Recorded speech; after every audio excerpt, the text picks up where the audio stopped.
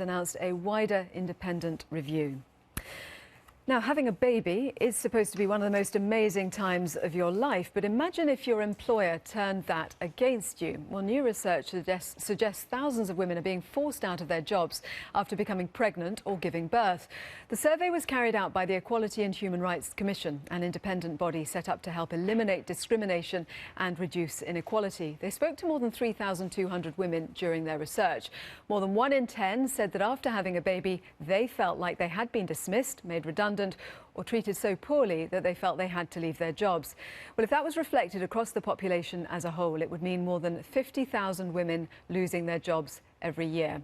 With us now is Hannah Martin, who says she was forced to resign from her job at an advertising agency after she got back from maternity leave. We're also joined by Caroline Waters, Deputy Chair of the Equality and Human Rights Commission, and Jolie Brearley, who appeared on the programme in May to talk about the website that she runs, Pregnant Then Screwed, where women can share stories about the discrimination they faced at work. Sorry, that proved harder than I thought, sitting down in a chair while walking. Thank you very much for joining us. Tell us first of all, Hannah, what your experiences were. You think you lost your job because of the fact that you'd had a baby? Yes, I returned to work after maternity leave, and I returned full-time, and I was given a bonus when I was on maternity leave because I'd won an award for my company. I continued to work, I had no problems. I had an appraisal in November, and it was a positive appraisal. There was no grounds for improvement. They didn't flag up anything that needed improving on. And yet 2 months later I was called into a meeting and told to leave within 24 hours or I'd be out on a disciplinary. And why do you think that was? I think looking back now, I had a 2.5-hour commute home from work and I had a baby, so I had to leave at 5:30 every day to see my son, and that was fine, those were office hours, but I was always the first person to leave, and I worked in an open plan office. I was in the creative department, so we were the far end of the office, and I would have to walk every day, do the walk of shame through the office, and I think there was a perception, and in fact on my first day back after maternity leave, my boss had said to me initially, my manager, that he would look at me working from home 1 day a week when I returned, and he said on the first day, it's not possible, and to be careful because perception was everything. And I just think that within, not necessarily the people who work directly with me, but the wider management in the company had a perception that it's, you know, output rather than input, and input rather than output. So the fact that they saw me leaving at 5:30, they maybe saw that I was less committed to the job and was doing, even though I make sure I got everything done, you know, and as evidenced by the fact that there were no complaints against me. Jolie, you run the website Pregnant Then Screwed. I know that you were on the show in May, and since then I think quite a lot more people have been in touch with you about their experiences. What is your anecdotal evidence on this? Well, since the show, I've had over 450 stories, so that's fantastic.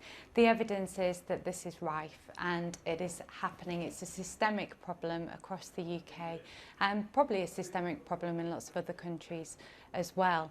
So we need to do something about this. This is discrimination that isn't really being talked about because the women who are being discriminated against don't have a voice. They can't talk about their own experiences. So it's not only silent discrimination, it's a discrimination that's still seen as acceptable in companies. People will openly say things like that, you know, she's had a baby, she's not going to be in a fit state of mind, things that it's still seen as acceptable. So we really need to do something about it.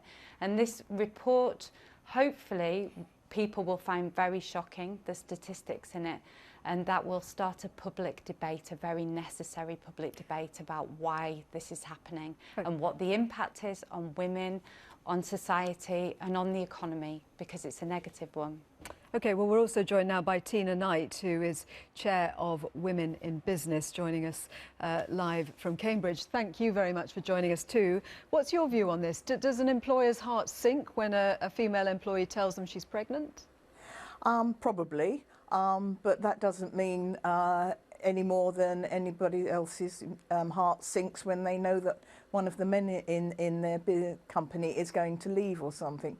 It's a normal thing. I just find this whole thing about the statistics really bad. I personally think it's the Commission looking to justify the expenses of their being, because they interviewed 3,200 people and of which only 350 complained for relevant reasons, feeling that they had to leave, feeling pressure had been put on them, some of them saying they were dismissed. Well, as it's unlawful to dismiss anybody for being pregnant, I find that rather hard to believe. It would have been better if they'd have interviewed the employers of those 10% to find out what really was behind it, because what they should have said was 90% of the women were very happy. Nearly 90% of employers worked very well on it. So it was a very negative report, very biased. And I think we've come an awful long way, and I think it's the same old story. There are perceptions, and legislation is not the way to deal with it. The more legislation that is put on these, the worse it is for women. I've always fought for women in business for equality, but once you start working towards parity plus, you are actually putting a nail in the coffin of women being taken on in career positions. Women are a vital part of the workforce. No employer wants to lose somebody who's well trained. It takes a lot of time to train people, and good employers, there's a vast skill shortage around, so employers want to work very much with women and do. Human nature is such, you'll always get the odd ones. Yeah, I mean, you're bringing in a lot of points there, and I want to specifically get Caroline from the Equality and Human Rights Commission to respond to the first point that Tina was making there, saying that this report is biased and unfair. You've extrapolated on the figures in a way that isn't correct. Well, the bottom line is that this is the most significant piece of research that's been done in this area. It's entirely But you've only interviewed a evidence-based. limited number of people, and you've extrapolated from that. That's the research methodology is proven. That's how research is done. And to add to the point, we interviewed 3,200 women, but we spoke to a wider audience of over 6,000 people, which did include employers. And that's why I think this report is actually balanced, because yes, it says there are some worrying statistics. 54,000 women, that's a very significant number and can't be ignored. Rubbish.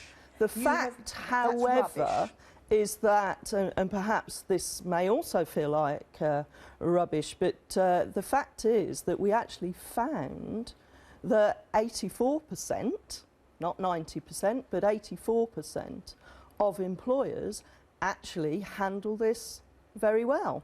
66% of all small businesses are saying that maternity leave is not a financial burden. We're making great strides. What needs to happen, and things do need them, we must have more change. What we heard from a lot of employers was, this is a complicated area, help us. We're willing to get this right, but we get a bit confused about things. So we've created some guidance to help employers get this right. Why are you so sure this is rubbish, Tina? Because they've spoken to people, and and the result of the thing was that they only 10%, well 11% to be actually correct, only 11% complained, and they said if they were to expand this number across the whole country, there could be 54,000 jobs. Well, that's how research is normally done. Yes, but the whole point is, the reality is that of those 11%, you have to consider why the reasons were, and they're not all to do with pregnancies. They're to do with attitudes of mind. I mean, you have to put the human angle onto this, and some of people do have perceived perceptions of discrimination that aren't actually there. And so consequently... Hang on, sorry, just explain what you're saying there then. Are you saying that if someone has come back from maternity leave and they lose their job, they're likely to link it to the fact that they've had a baby, and that might not be fair? One of the comments wasn't that they lose their job, they felt they had to leave. They felt that they were discriminated against. You've got hormonal changes, we've all employed women, and they take a while to settle down, and some comment that's made, they perceive discrimination. Nobody is forced to leave their jobs because of it. Most colleagues are normally very sympathetic.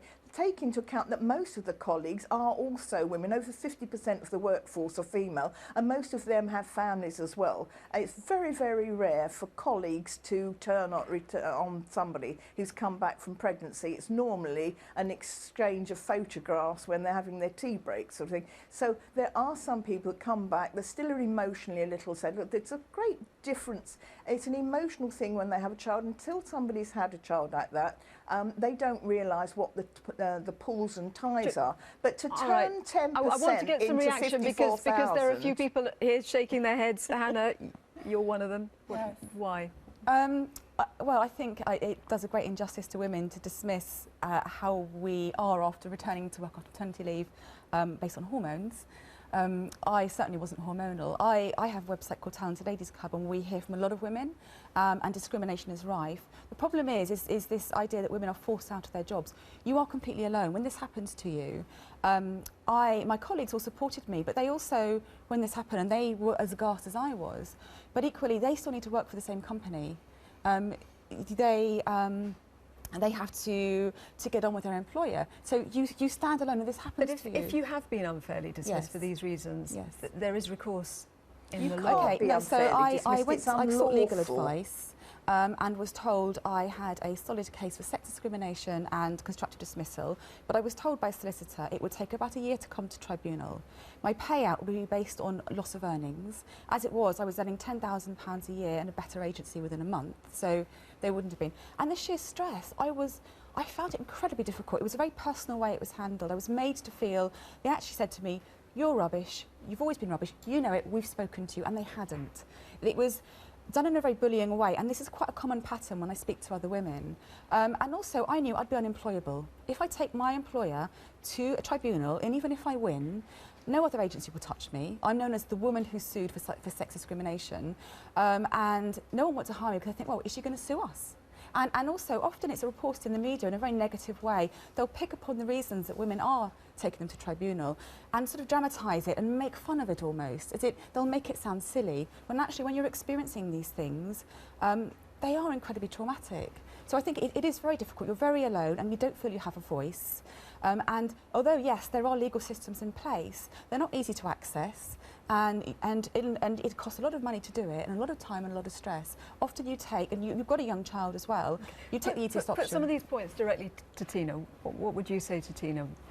I just say that 90% of the women are very happy with the way they've been treated, and so I do find some of these. But what about the other 10% who aren't happy with the way that they're treated? Do you accept that sometimes employers do get it wrong?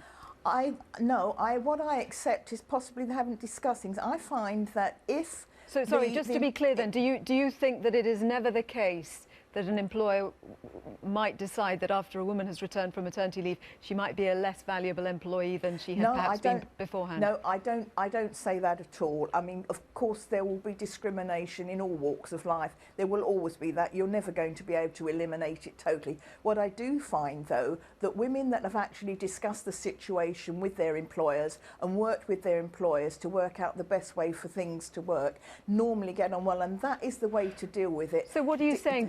Be quite bullish if you go back and you feel you're being discriminated against for whatever reason. You've got to have an open discussion with the employer. You've got to have an open discussion with them. Legislation will never work against these. Jolie, do you think to discuss things? Okay, is that good advice? Do you think that women, when they go back into the workplace, are strong enough about asserting themselves, perhaps? I don't think that's the case at all. I don't necessarily think they should need to assert themselves. I mean, the facts are, well, the estimates are that 2 to 5% of women who are discriminated against actually take that case to tribunal. So these women are suffering in silence. And one of the stories how many of them win? Well, I don't know those how many facts, of Tina, them actually win? The point is that that's not the point at all. You can't put out statistics like that without saying how many of them win. Just let Jolie finish the point. The point is that a very small percentage have the money and the time and the energy at that point to take a case to tribunal. So this is happening and it's not being talked about. I received a story on my website from a man that works in the recruitment sector, and he said that the majority of his clients say to him they do not want to interview women of a childbearing age or women who have young children. And he said that is prevalent across the recruitment sector. It happens all the time. But they can't do anything about it because they are their clients. So that's an example. Thanks, Julie. Caroline, is there really evidence to back that up, that women of an age when they might be having kids are discriminated against? Because actually, what age would you say a woman's likely to have kids? It's a pretty wide range these days. I mean, we haven't looked at that, and I think that I doubt if it is prevalent. I can well imagine that there are some people who perhaps have old-fashioned attitudes, or attitudes that say, look, there's absolutely nothing wrong with the workplace because we're controlling who's in it. Now, what I think is more important is that we make sure we look at this in balance. There is absolute factual evidence, you've heard from women today, that there is a problem. Now, we can deny that problem, or we can say, what do we need to do to make it better? But do mothers expect special measures? Do they expect their colleagues to cover for them when they need to leave because of the kids? Is that fair? Absolutely not. Women are workers the same as men. They understand the way the world of work works. But they often wanting or hoping importance for of part-time working work with their after. colleagues.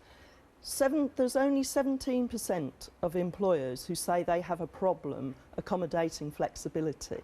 And it's not just women that want flexible working. We are polarising this as a women's issue.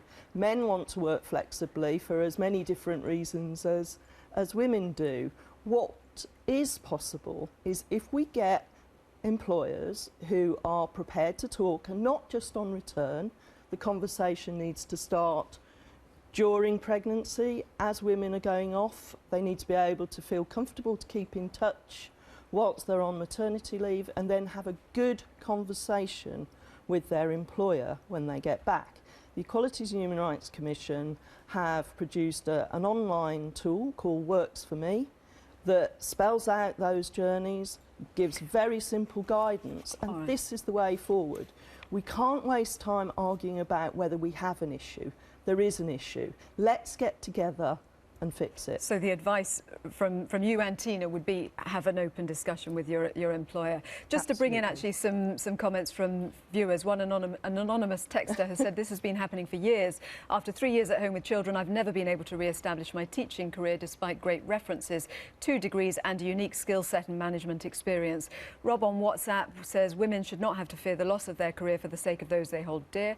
Natasha on Twitter, it's not about maternity leave, it's about when you come back. Flexibility is needed for mothers and fathers to raise families. And Neil on Twitter, business is using stereotypes to ignore actual research. Keep your thoughts coming in. Thank you very much for those, and thank you to all our guests today to talk about that.